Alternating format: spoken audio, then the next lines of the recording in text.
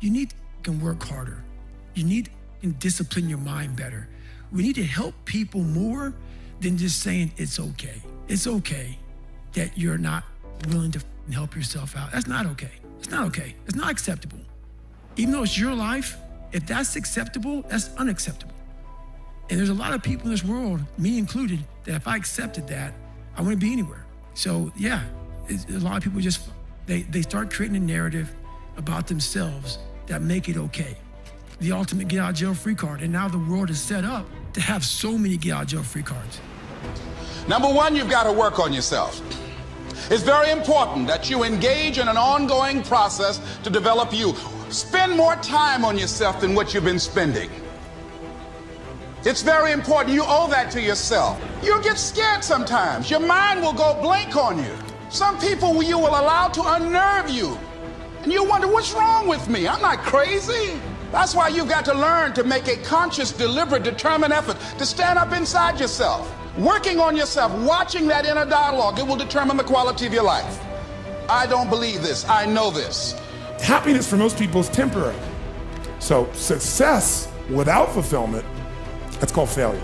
Do you know somebody who's got everything they thought they wanted and they're not fulfilled? They got a real problem. So what's going to make you fulfilled? Finding your gift, contribution.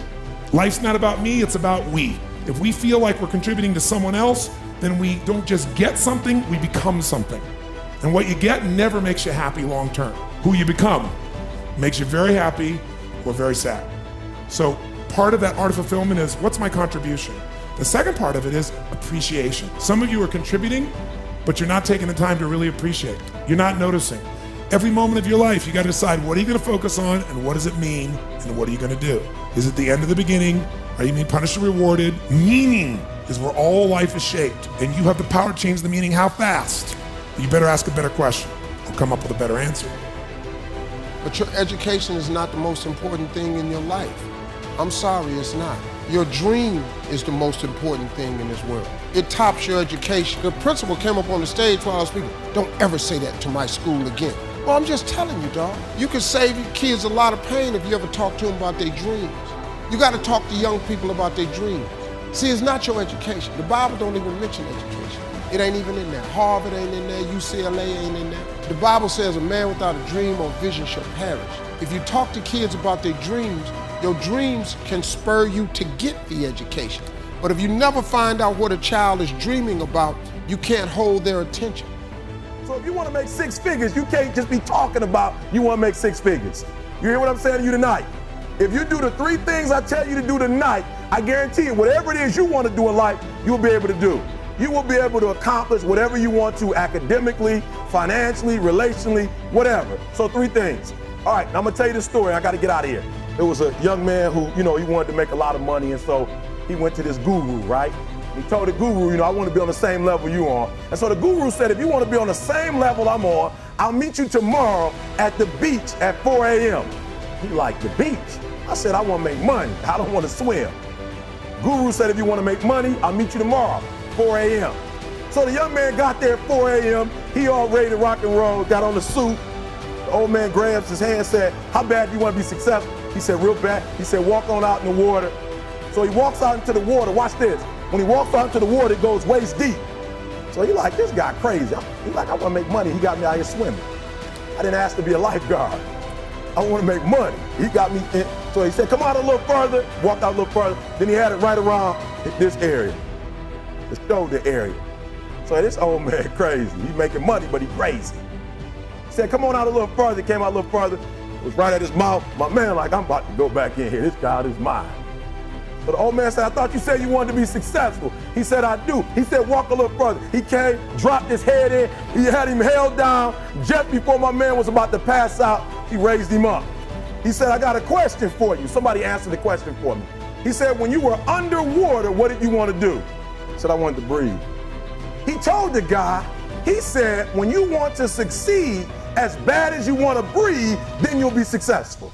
I don't know how many of y'all got asthma in here today, but if you ever had an asthma attack before, you short of breath, SOB, shortness of breath, you wheezing. The only thing you trying to do is get some air. You don't care about no basketball game. You don't care what's on TV. You don't care about nobody calling you. You don't care about a party. The only thing you care about when you're trying to breathe is to get some fresh air. That's it. And when you get to the point where all you want to do is be successful as bad as you want to breathe, then you'll be successful. And I'm here to tell you, number one, that most of you say you want to be successful, but you don't want it bad. You just kind of want it. You don't want it badder than you want to party. You don't want it as much as you want to be cool. Most of you don't want success as much as you want to sleep. Some of you love sleep more than you love success. And I'm here to tell you today, if you're going to be successful, you've got to be willing to give up sleep. You got to be willing to work off for 3 hours of sleep, 2 hours. If you really want to be successful, some days you're going to have to stay up 3 days in a row. Because if you go to sleep, you might miss the opportunity to be successful. That's how bad you got to want it. Listen to me. You got to want to be successful so bad that you forget to eat.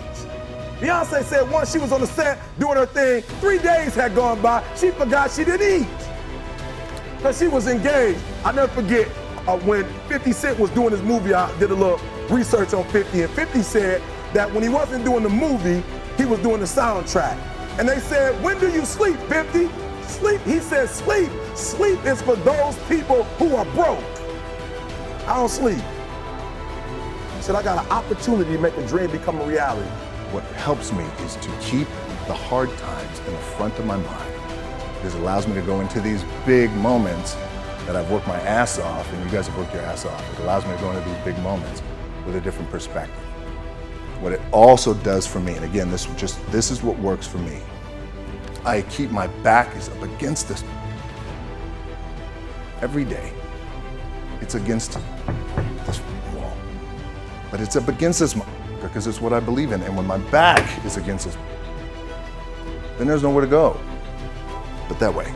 So I feel like this could be something, an ideology and mindset that could help you, if you look at it that way. Because you made it already. We made it. We're successful boys, and we're lucky boys to be where we're at. Well, you guys made it. Everybody's rich in the room. Nobody's gonna get evicted anymore. Anything you got, there's no more money problems, right? You got a lot of hands out now. Can I get a little bit? Can I get a little bit? Right, that happens. But when you make it, for me, I need this. I need this. So every day, my back is up against this, and this is how I operate. Now, doesn't mean you don't smile, doesn't mean you don't laugh and joke, quote, right? You're happy, I'm a happy guy. But when it comes to business, and when it comes to executing, it's up against this. And I gotta go that way. And I don't give a who is in front of me. They're not gonna stop me.